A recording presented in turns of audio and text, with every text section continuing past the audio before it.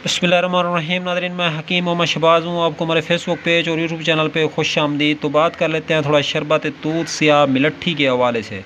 तो ये गले के टांसलर हूँ, गले में ख़राश हो, गले में दर्द हो, गले की ख़राबी हो, तो खांसी नज़ला ज़ुकाम, उसमें जो है शरबत तूत सिया मिलट्ठी के बेहतरीन और ज़बरदस्त जो है नतैज हैं।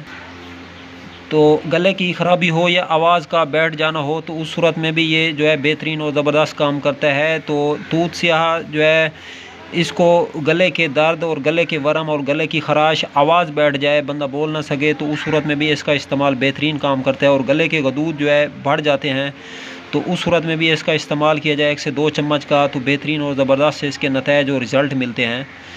तो ख़ास कर ये अमल तनफ़ुस सांस लेने के निज़ाम को बेहतर करता है। जिन लोगों को सांस चढ़ती है या फेफड़ों में जो है बलगम भर चुका है या खांसी है, पुरानी खांसी है या नई है, तो उस सूरत में भी जो है इसका इस्तेमाल जो है गले में मुफीद पड़ता है।